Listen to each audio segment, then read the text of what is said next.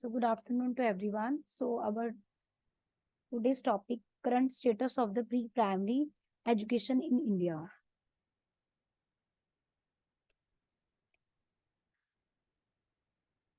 तो सबसे पहले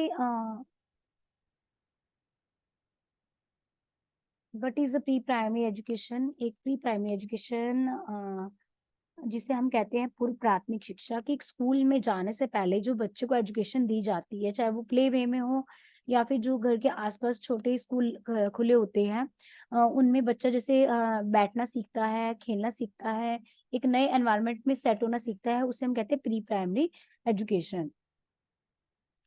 जो हमारी प्री प्राइमरी एजुकेशन है, वो पुराने टाइम में शहरी जो क्षेत्र थे वहाँ पर ज़्यादा पाई जाती थी। ठीक है, एक सीमित थी, मतलब कि जो प्री प्राइमरी एजुकेशन का एरिया था एक सीमित था, कि वो शहरों में ही पाई जाती थी। और जो निजी संस्थान थे, यानी कि जो प्राइवेट सेक्टर्स थे, उनके हाथों में ही सारा मतलब इसको संचालित करना होता था। और कुछ विद्यालय जो उनसे थे वो राष्ट्रीय और केंद्रों के द्वारा चलाए जाते थे, लेकिन उनके पास जो गवर्नमेंट है उसके पास इतना पैसा नहीं हुआ करता था। उनको जैसे कि मान लो कोई सोसाइटी होगी, उसने दान दे दिया, तो उस दान जो दान की जो मनी आती थी उसके बेस पर ही वो क्या करते थे, अपने प्ले वे स्कूलों को चलाते थे। और जो इसके कंपैरेटिव अगर प्राइवेट स्कूल की बात की जाए, तो प्राइवेट स्कूल का जो सा था वहाँ पे स्ट्रक्चर्स जो था, फीस स्ट्रक्चर बहुत हाई था। वहां पर बहुत ज्यादा स्कूल की फीस जो है वो पे करनी पड़ती थी। जो प्राइवेट स्कूल्स थे, प्राइवेट प्री प्राइमरी स्कूल थे, प्ले स्कूल थे, वहां पर जो उनकी एजुकेशन थी वो महंगी थी। तो वहां पर क्या होता था कि जो अच्छे फैमिली के बच्चे थे वही अपने बच्चों को पढ़ा सकते थे, गरीब बच्चों का उसमें कोई स्थान नहीं था। तो और फिर क्या होता था कि जो भी फंक्शन या एक्टिविटी ऑर्गेनाइज करवाई जाती थी वहां पर, वो भी जो उच्च फैमिली के लोग हैं, रिच फैमिलीज के अकॉर्डिंग ही करवाई जाती थी। कि और जो हमारे पास प्री प्राइमरी एजुकेशन थी, वहां पर ना तो उपयुक्त भवन थे। पहले क्या होता था कि जो गवर्नमेंट स्कूल हुआ थे प्री प्राइमरी स्कूल, बच्चों को एक ओपन एरिया में बिल्डिंग नहीं होती थी, बिल्डिंग अगर होती थी तो ऐसी थी कि कभी भी गिर जाए। और जो खुले आसमान में बच्चों को पढ़ाया जाता था, वो टीचर भी क्या थे, अनट्रेन्ड थे, इंफ्रास्ट्रक्चर भी नहीं था स्कूलों में। और वहां पर कोई टीचिंग मेथड्स नहीं हुआ करता था, प्रॉपर कुछ भी नहीं था हमारे प्री प्राइमरी स्कूल में, यानी कि प्ले वे स्कूल में। और क्या होता था कि पुराने टाइम में प्ले वे स्कूल क्या था, दो कमरों में ही खोल दिया जाता था, या फिर एक कमरे में ही एक टीचर ही स्कूल को चला रहा है। जो जिसे हम हिंदी में, अब जैसे कि गवर्नमेंट स्कूल के नेम अगर प्री प्राइमरी को दिया जाए तो आंगनबाड़ी कहते हैं वहां पर। तो इस प्रकार से जो प्राथमिक शिक्षा थी बच्चों की, प्री प्राइमरी एजुकेशन थी, वो प्रॉपर नहीं थी, उसमें कई खामियां थी। एक तो वहां पे जो एटमोस्फेयर था वो ठीक नहीं था, क्योंकि ना कोई इंफ्रास्ट्रक्चर था, टीचर भी अनट्रेन्ड थे, कोई भी इलिटरेट पर्सन को टीचर बना दिया जाता था। और और वहां पर जो सा था कि जो गवर्नमेंट थे, वो स्कूल तो थे ही बहुत कम, जो थे केंद्र और राज्य सरकार द्वारा चलाए जा रहे थे। उनके पास क्या था कि जो जैसे सोसाइटीज होती है, सोसाइटी कुछ दान दे देती थी, उसी दान के ऊपर वो क्या था अपने स्कूल को चलाते थे। गवर्नमेंट के पास इतना पैसा नहीं था इन स्कूलों को चलाने के लिए। तो एक तरह से बहुत ज्यादा खराब कंडीशन थी प्री प्राइमरी एजुकेशन की, जो अब तक चलता आ रहा था। तो जो प्री प्राइमरी एजुकेशन है उसमें क्या क्या प्रॉब्लम्स हैं वो बताएंगे हम आपको। तो first point is admission problem in pre primary education school.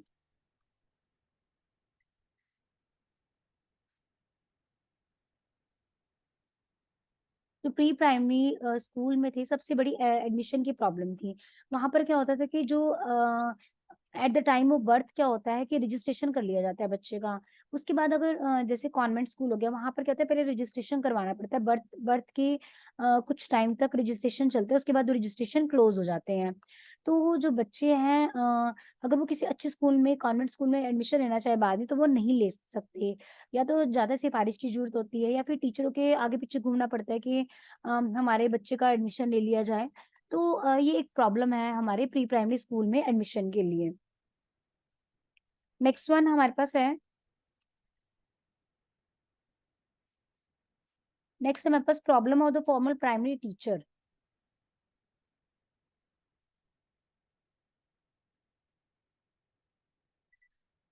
Teacher जो से थे बहुत ज्यादा, हमारे जो अध्यापक हैं जो है वो उस टाइम क्या थे, आजादी के बाद जब हमारा देश आजाद हुआ, तो हमारी सबसे बड़ी प्रॉब्लम क्या है कि फॉर्मल प्राइमरी टीचर की, जो हमारे पास म्यूनिसिपल और जो हमारे पास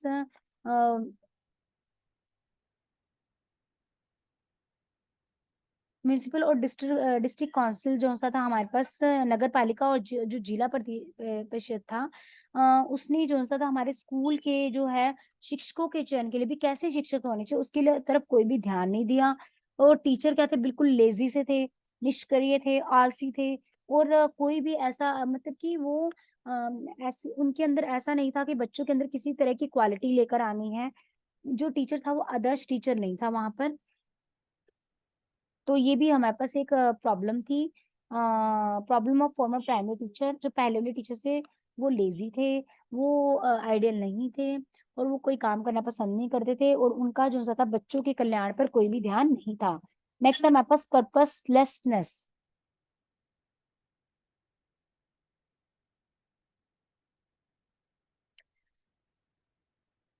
हमारे देश में आजादी के पश्चात क्या हुआ कि जो भी हमारा जो सा था एजुकेशन सिस्टम था,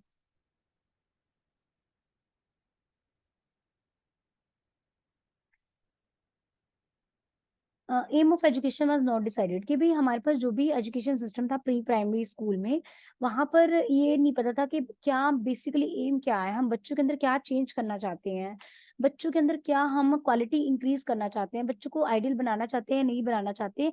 मतलब कुछ एक सेट नहीं था कि हमारा मोटिव क्या है बच्चों को पढ़ाने का।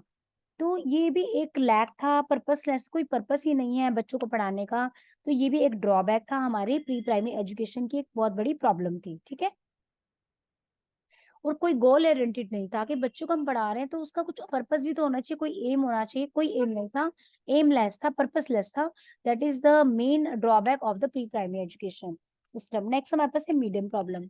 ये जो आपको पता है कि हर जगह इंग्लिश को ही प्रधानता दी जाती है, जबकि हमारी मदर टंग क्या है, हिंदी है। तो वहां पर कहता है कि बच्चों को, जब बच्चा इंग्लिश मीडियम स्कूल में एडमिशन लेता था प्लेवे में, तो वहां पर उसको यही एम्फेसिस किया जाता था कि इंग्लिश में बात करे, इंग्लिश में स्पीक करे, अपना जो भी स्कूल में या स्कूल में हर टाइम वो जो भी बात करे इंग्लिश में करे और इंग्लिश में ही पढ़े। इंग्लिश मीडियम पर बेसिकली ज्यादा फोकस किया जाता था, और पेरेंट्स को भी लगता था कि बच्चा जो अगर इंग्लिश सीख रहा है तो बहुत अच्छी बात है। तो ये चीजें जो सी थी, और हमारी जो मदर टंग थी हिंदी, उसको हम बिल्कुल भूल चुके थे। तो that is the main problem, medium problem. Next हमारे पास है फैकल्टी एजुकेशन सिस्टम।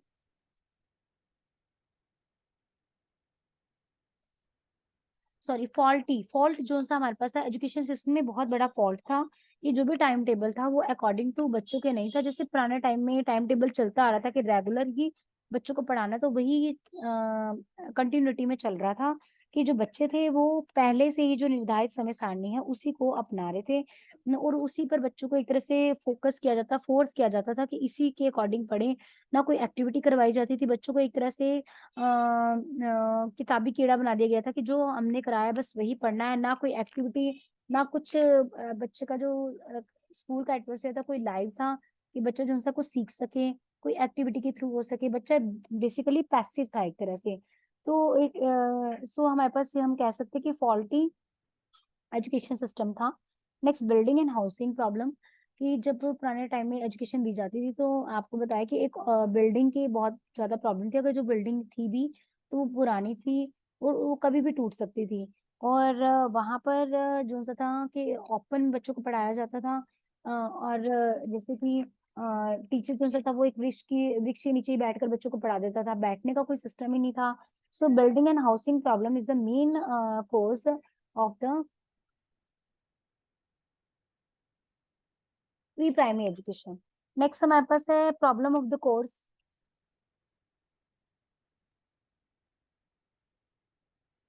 जो भी बच्चों को टीचिंग एड से पढ़ाया जाता था, बच्चों को उन टीचिंग एड्स को यूज करना नहीं आता था, क्योंकि ट्रेन टीचर नहीं थे। अगर टीचर ट्रेन होते तो वो बच्चों को बताते कि जो भी टीचिंग मेथड आपको सिखाए जा रहे हैं आपको उसको कैसे यूज करना है। बच्चों के सामने टीचिंग मेथड पड़े होते थे, उपकरण पड़े होते थे, लेकिन उनको यूज करना नहीं आता था। It is just like a formality. तो that is also the main problem. Then the next the problem of the training. जो भी टीचर्स थे उनको ट्रेन नहीं किया जाता था, उनको प्रॉपर ट्रेनिंग नहीं दी गई थी। इलिटरेट लोगों को ही टीचर बना दिया जाता था, क्योंकि उस टाइम पढ़े लिखे लोग कम होते थे।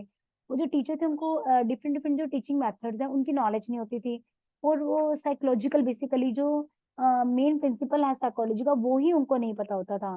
That is the main cause, very main problem in the pre primary education. जो हमारी प्राइमरी एजुकेशन थी उसमें मेन प्रॉब्लम यही थी कि जो टीचर थे वो ट्रेन नहीं थे। Problem of the high fees, as I already told you that कि student have to pay the large amount. कि जो टीचर थे उनका जो फीस स्ट्रक्चर था बहुत हाई था स्टूडेंट का, उनको पढ़ने के लिए एडमिशन लेने के लिए बहुत ज्यादा हाई पे करना पड़ता था, जो कि पुअर फैमिली के लिए पॉसिबल नहीं था। तो ये जो एजुकेशन सिस्टम था पुराने टाइम में, वहां पर यही था कि प्राइवेट स्कूल में अगर बच्चा जा रहा है तो उसको ज्यादा पैसे पे करने पड़ रहे हैं, लेकिन गवर्नमेंट स्कूल में तो सिस्टम ही ठीक नहीं था, वहां पर तो बच्चे एडमिशन लेते ही नहीं थे, और वहां पर अगर लेते थे तो वहां पे फैसिलिटीज नहीं थी। तो ये सब जो चेंजेस थे, जो बीच में प्राइवेट स्कूल और गवर्नमेंट स्कूल के बीच में जो डिफरेंसेस थे, वो भी एक कारण था हमारा, वो भी एक प्रॉब्लम थी। हाँ जी, सबको समझ आया? Problems of the pre primary education, ये जो हमारे प्राथमिक शिक्षा थी उसमें क्या क्या समस्याएं थी, सभी को पॉइंट्स क्लियर हुए?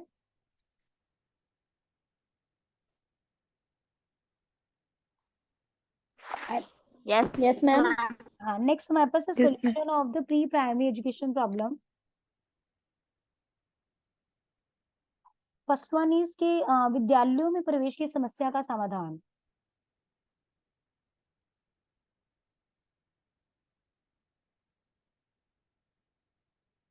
देखिए, प्रॉब्लम क्या थी? प्रॉब्लम ये थी कि जो भी हमारे जो गवर्नमेंट के द्वारा स्कूल चलाए जा रहे थे वो शहरों में ज्यादा थे। तो ये डिसाइड किया गया कि अब इसकी सोल्यूशन लेने के लिए क्या किया कि गांवों में भी स्कूलों को ज्यादा से ज्यादा स्थापित किया जाए, ताकि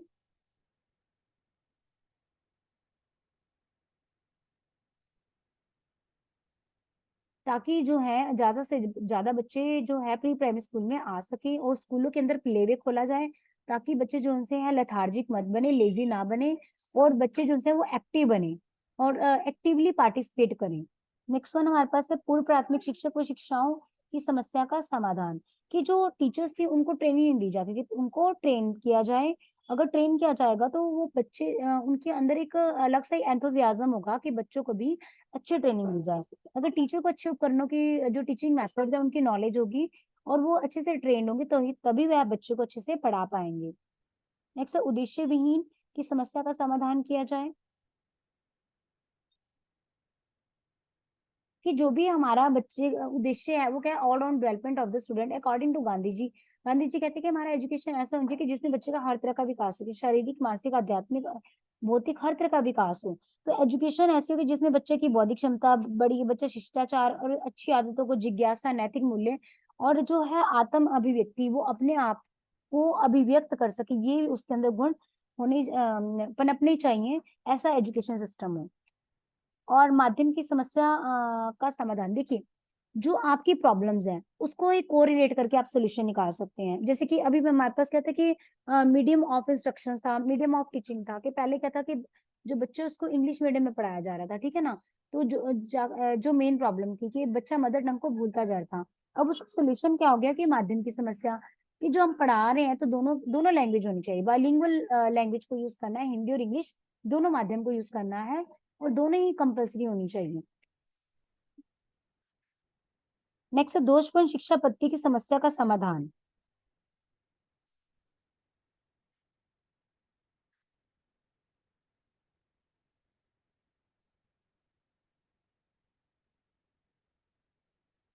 देखिए, दोषपूर्ण शिक्षा पद्धति की समस्या का समाधान, कि जो पहले एजुकेशन दी जाती थी वो एजुकेशन कैसी थी, टीचर सेंटर्ड थी, टीचर ने जो बोला बच्चों को फॉलो करना पड़ेगा। लेकिन अब जो है हमारे पास दोषपूर्ण शिक्षा पद्धति यही थी कि बच्चों के ऊपर एक तरह से थोपा जाता था कि आपको ये काम करना ही करना है। तो ये एक बहुत बड़ा दोष था। तो आज की जो एजुकेशन सिस्टम है उसमें क्या किया गया है कि बच्चों के इंटरेस्ट के अकॉर्डिंग जो बच्चा चाहता है वैसे ही उसको पढ़ाया जाए। अगर मान लीजिए बच्चा एक कंटिन्यूटी में, अगर मानो उसकी पहली क्लास मैथ्स की, तो उसकी सेकंड क्लास उसकी टेस्ट के अकॉर्डिंग होनी चाहिए, यानी कि फाइन आर्ट की हो जाए, तो बच्चे का इंटरेस्ट क्रिएट होता रहेगा। तो थोड़ा बहुत चेंज होना चाहिए ताकि बच्चा जो सा है एक्टिवली पार्टिसिपेट कर सके, और बच्चे के इंटरेस्ट पूछा जाए कि आपको क्या क्या चीजें पसंद है, उनको सब्जेक्ट में शामिल किया जाए, उनके लिए एक पीरियड रखा जाए ताकि जो सा है वो बच्चा एक्टिवली पार्टिसिपेट कर सके क्लास में। नेक्स्ट हमारे पास है भवन व आवास की समस्या का समाधान करना। जो कमरे हैं वो बड़े होने चाहिए, हवादार होना चाहिए, और जो कमरे हैं वो नीचे की तरफ, छोटे बच्चे के लिए स्टेयर्स पे चढ़ना मुश्किल है और वो गिर भी सकते हैं। तो जो कमरा है वो नीचे वाला होना चाहिए, ग्राउंड फ्लोर पे होना चाहिए, और जो कमरे हैं वो खुले हवादार होने चाहिए।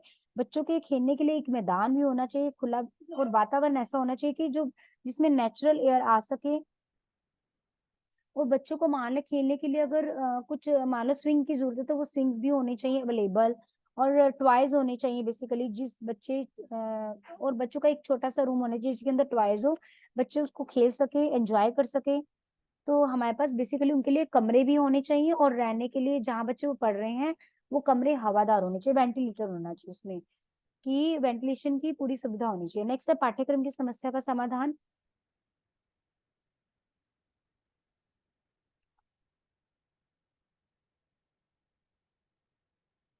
इसमें बताया कि कोठारी कमीशन के अकॉर्डिंग जो 6 साल से कम एज के बच्चे हैं उनको अलग अलग तरह के विषयों का ज्ञान देना चाहिए, लाइक जिससे एक वो बच्चा जो सा एक आइडियल स्टूडेंट बन सके।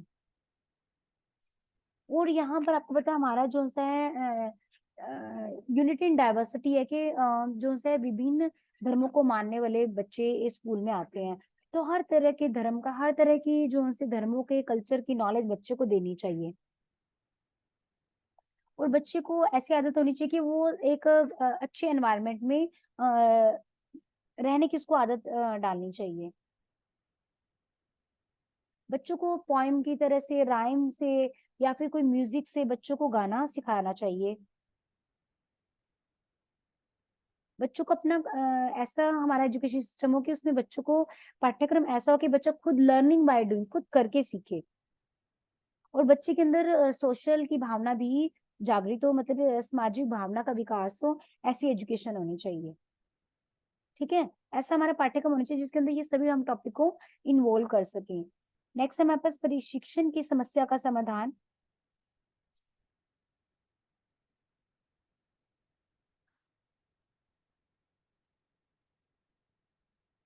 कि जो भी टीचर है वो ट्रेंड होना चाहिए, ट्रेनिंग लेने के बाद ही उसको स्कूल में भेजा जाए, क्योंकि जो प्लेवे होते हैं उसमें स्पेशल ट्रेनर की जरूरत है। लाइक जैसे मैंने नाम बताया, अपना एंटिटी कर रहे हो, तो एंटिटी करने के बाद आपको जो जितनी नॉलेज होगी वो एक नॉर्मल टीचर को नहीं हो सकती है। तो एक ट्रेन टीचर को ही स्कूल के अंदर एज अ टीचर अपॉइंट होने की परमिशन होनी चाहिए। ट्रेन टीचर को लिया जाना चाहिए ताकि जो है बच्चों की अच्छी देखभाल हो सके और एजुकेशन सिस्टम जो है वो अच्छा इंप्रूव हो सके। नेक्स्ट है अधिक फीस की समस्या का समाधान।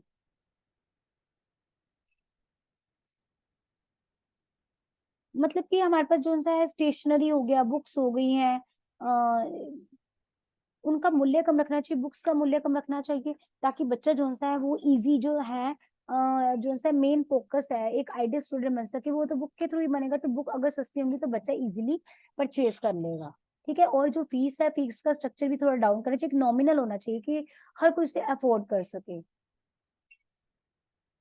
सो आपको सबको समझ आया? Yes ma'am. Yes ma'am. तो नेक्स्ट हमारे पास है major problem of the primary education according to Kothari commission. Kothari commission के अकॉर्डिंग क्या क्या प्रॉब्लम्स हैं? First one is the pitiful condition of the primary school. ये सब जो भी पॉइंट आपको डिस्कस किए गए हैं वही चीज है। अब ये कमीशन ने थोड़ी सजेशन दे दी है कि ये होना चाहिए। कोठारी कमीशन कब से कब तक आया था जी? कल आपको बताया था मैंने, कोठारी कमीशन का टाइम पीरियड बताएं। मैम 1964 से 1966। 1964 से 1966 ठीक है ना। और ये कब जो हमारा कोठारी कमीशन था मैंने आपको बताया, उसके अंदर आप मुझे बताएं कहाँ से कहाँ तक के एजुकेशन की बात की गई है? मैम प्राइमरी से लेकर यूनिवर्सिटी तक की। वेरी नाइस, कि उसके अंदर ऑल राउंड मतलब जितनी एजुकेशन हमारे उसमें होती है सारी एजुकेशन की बात की गई है। उसने सभी के एजुकेशन में, तो प्राइमरी भी उसी के अंदर ही आएगा। तो उन्होंने कहा कि प्राइमरी में क्या क्या मतलब की कंडीशंस थी, हमारी क्या क्या प्रॉब्लम्स थी प्राइमरी एजुकेशन में। तो जैसा कि बताया कि हमारे जो रूम थे वो जो से थे वेंटिलेशन की उसमें समस्या थी, फर्नीचर जो से थे इंफ्रास्ट्रक्चर था वो अच्छा नहीं था, और बच्चों का जो शारीरिक विकास था, फिजिकल एक्टिविटी नहीं होती थी, और जो टीचर थे वो भी क्या नाम था, मतलब कि लेथार्जी थे, इनएक्टिव थे, लेजी थे। तो ये सब क्या थे, कारण थे। नेक्स्ट है फॉल्टी कोर्स प्रॉब्लम। जो भी कोर्स था वो क्या था, फॉल्टी था। उसमें क्या था, बच्चे की सिर्फ शारीरिक विकास की तरफ ध्यान दिया जाता, सॉरी मानसिक विकास की तरफ। लेकिन अब क्या है, बच्चों की ऑलराउंड डेवलपमेंट की बात करनी चाहिए, वो नहीं देखा जाता था। बच्चों को क्रिएटिविटी के बारे में नहीं पता था, क्या क्रिएटिविटी होती है। और जो बच्चा था, जो भी करिकुलम था, पाठ्यक्रम था, वो जो था बच्चों को समाज के साथ जोड़ ही नहीं पा रहा था। बच्चों की नीड को, आवश्यकताओं को नहीं देखा जा रहा था, बच्चों की नीड के अकॉर्डिंग नहीं था। तो एक तरह से दोषयुक्त पाठ्यक्रम था। दोषपूर्ण शिक्षा प्रशासन की समस्या।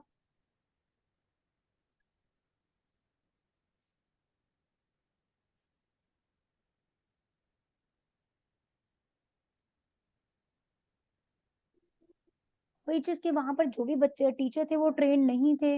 अब टीचर ट्रेन नहीं है तो बच्चों को क्या पढ़ा पाएगा। तो ये भी हमारे पास एक समस्या थी। आर्थिक समस्या।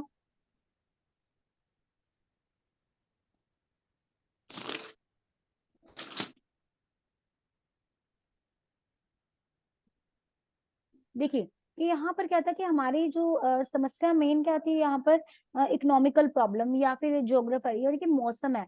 तो जैसे कि मैदानी इलाका है तो वहां पर हम हर 1 किलोमीटर के बाद स्कूल नहीं बना सकते, और जो छोटे छोटे बच्चे उनके लिए इतनी दूर आना मुश्किल है। या हिली एरियर्स की बात कर ले तो वहां पर भी काफी दूरी पे स्कूल थे, तो बच्चों के लिए बड़ा मुश्किल है। क्योंकि हिली एरिया में तो ठंड रहती है, ठंड के कारण क्या होता है कि बच्चों के लिए बड़ा मुश्किल है कितने कितने किलोमीटर पैदल जाना, या पेरेंट्स के लिए बड़ा मुश्किल था। तो ये भी एक बहुत बड़ी समस्या थी। Problem of language. लैंग्वेज आपको बताया था कि हमारी मदर टंग क्या हिंदी है, लेकिन ज्यादा फोकस किस पे किया जाता था, इंग्लिश लैंग्वेज पे। तो ये भी एक बहुत बड़ी प्रॉब्लम थी। Problem of desirable effort and the political language level.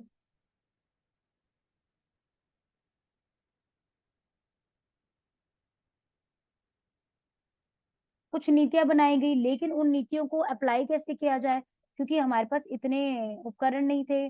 तो जो भी नीतियां गवर्नमेंट ने बनाई उसको वो अप्लाई नहीं कर पा रहे थे, जो कि उसका नाम क्या, अगर अप्लाई नहीं होंगी तो फिर कैसे काम में आएंगी। जो भी गवर्नमेंट के द्वारा रूल्स रेगुलेशन बनाए गए उनको अप्लाई नहीं किया जा रहा था, क्योंकि उचित उपकरण नहीं थे, ना टीचर ट्रेन थे। तो ये भी एक बहुत बड़ी समस्या थी। नेक्स्ट हमारे पास है अपव्यय और अवरोधन की समस्या।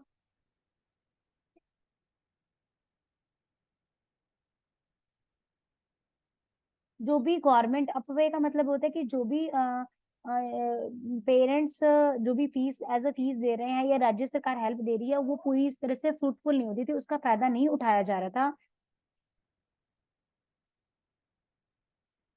और अगर कोई बच्चा अपनी जो सा है एजुकेशन प्राप्त होने से पहले किसी कारण से एजुकेशन छोड़ रहा है, तो उसे हम कहेंगे अब अपव्यय, अपव्यय का नाम दिया जाता था।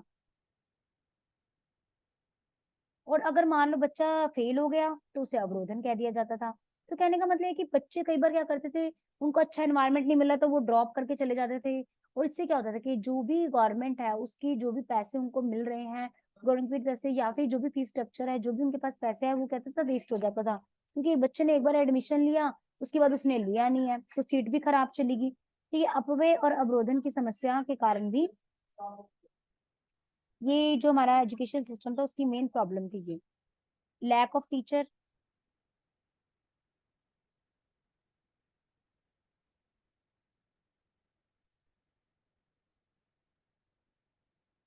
टीचरों की कमी थी, वो ट्रेन टीचर नहीं थे, और वो आइडियल टीचर नहीं थे, लेजी टीचर थे। तो वो they are not taking the initiative for the development of the students. वो कभी भी इनिशिएटिव नहीं लेते थे बच्चों के डेवलपमेंट के लिए। उनको ये था कि भी प्राइवेट स्कूल्स को ये था कि हमारा खर्चा निकल रहा है, हमारा काम बन रहा है। तो ये हमारे पास लैक ऑफ टीचर्स, टीचर्स की कमी भी थी, और जो टीचर थे वो ट्रेन प्रॉपर नहीं थे।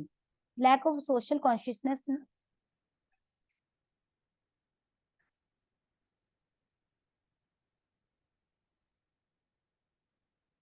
तो हमारे समाज में कई तरह की जो सी थी प्रॉब्लम्स, लाइक सोशल प्रॉब्लम्स क्या थी, बाल विवाह, पर्दा प्रथा, और टच नहीं करना, टच करने से भी दूसरा पर्सन खराब हो जाएगा, ऐसे हमारी सोच थी ना।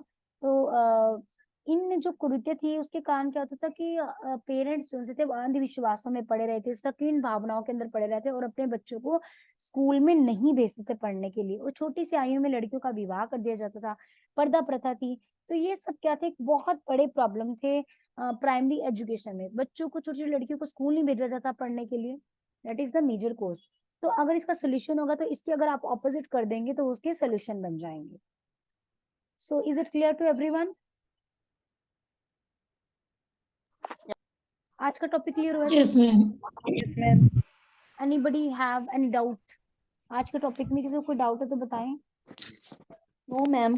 No, ma'am.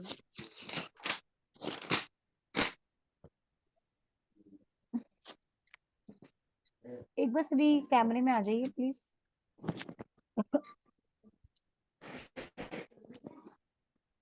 Please come on the camera. Shashi, Lakshmi,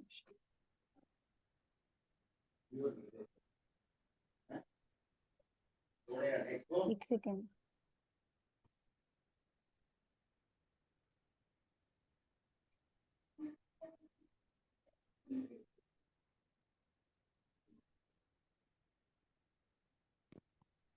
yes,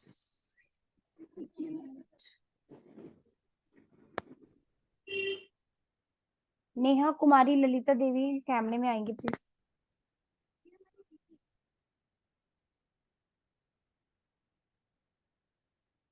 Neha Kumari, Neha अपना कैमरा ऑन कीजिए प्लीज।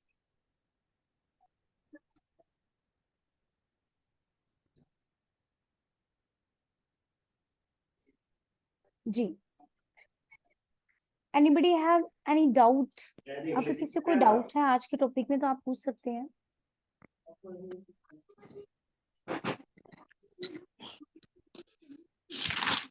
इसके अलावा कुछ पॉइंट्स से मैं आपको भेज दूंगी, आप उनको ऐड कर सकते हैं अपने क्वेश्चंस में, ठीक है? Yes ma'am. अगर अपने क्वेश्चन को और अच्छा बनाना चाहते हैं तो आप उसके अंदर ऐड कर सकते हैं। यस। क्वालिटी मतलब मेंटेनिंग जो भी प्री प्राइमरी एजुकेशन थी, वहां पर जो क्वालिटी एजुकेशन दी जानी चाहिए थी वो बच्चों को नहीं दी जा रही थी। बेसिकली बच्चों को सिर्फ एक पढ़ाने पर जोर दिया जाता है, बच्चों की सिर्फ एक मानसिक ग्रोथ पर ही बल दिया जा रहा था, मेंटल ग्रोथ पर फोकस किया जा रहा था, ना उनकी फिजिकल और जो है मॉरल वैल्यूज या फिर स्पिरिचुअल वैल्यूज, उनकी डेवलपमेंट पर कोई भी काम नहीं किया जा रहा था। तो क्वालिटी एजुकेशन बच्चे को नहीं मिल रही थी। नेक्स्ट हमारे पास है एसएस।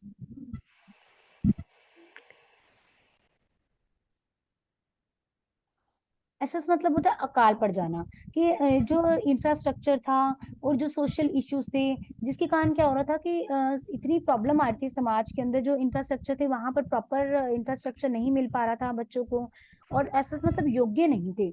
जो पेरेंट टीचर थे वो इतने योग्य नहीं थे कि बच्चों को पढ़ा सके, जो इंफ्रास्ट्रक्चर था वो भी नहीं प्रॉपर था, मतलब टीचर टेबल नहीं थे, रूम भी अवेलेबल नहीं थे, और एजुकेशन जो एजुकेशन थी वो सबकी पहुंच में नहीं थी, क्योंकि वो जो प्राइवेट सेक्टर थे वहीं पर अच्छी एजुकेशन दी जाती है, और जो गवर्नमेंट स्कूल के बच्चे थे उसको अप्रोच नहीं कर पाते थे, जिसके कारण क्या हुआ था कि एक सोसाइटी में जो सा है वो एक खंडों में विभाजित हो गई थी सोसाइटी, ठीक है? कोस्ट आपको बता ही दिया कि मतलब हाई चार्ज करना पड़ता था, कोस्ट बहुत ज्यादा हाई थी। तो जिसलिए क्या था कि जो गरीब बच्चे थे वो इन स्कूलों को अफोर्ड नहीं कर पाते थे। नेक्स्ट, अनअवेयरनेस के कारण बताया कि उनको पता ही था कि शिक्षा की क्या वैल्यू है। वो अपने बच्चों को, छोटे छोटे बच्चों को चाय की दुकान पे लगा दिया, और कोई खेती बाड़ी में लगा दिया, या फिर मजदूरी पे लगा दिया, अपने बच्चों को भेज दिया। उनको लगता था कि चलो हमारे घर के काम में हाथ बटा रहे हैं, लेकिन उनको एजुकेशन की नॉलेज नहीं थी। They are not aware the education which was given to the student. बच्चों को जो दी जानी थी उसके बारे में वो अवेयर नहीं थे।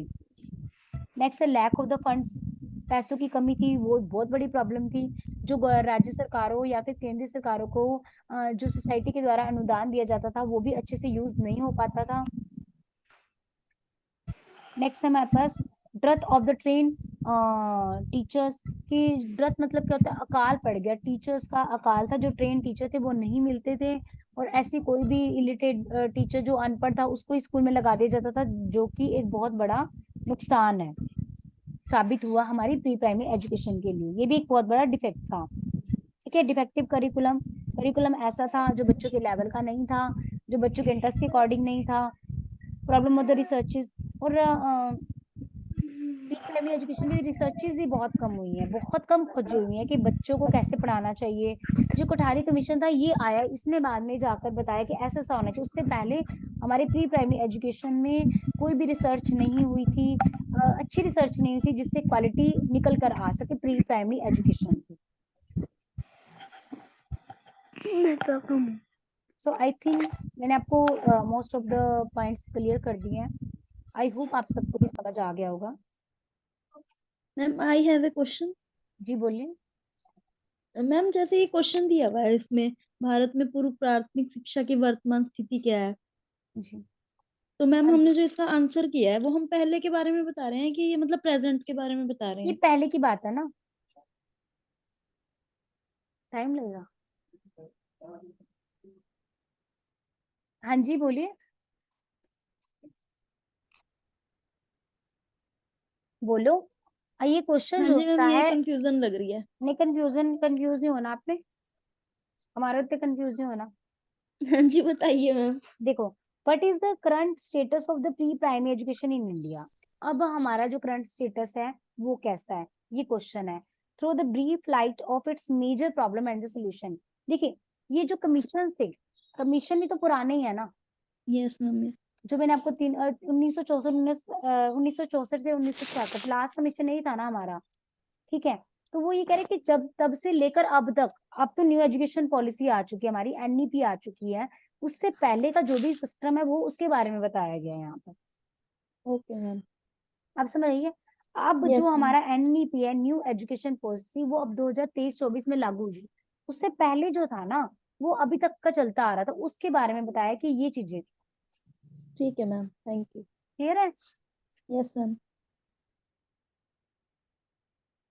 Anybody have any doubt? अब कोई डाउट है तो पूछे।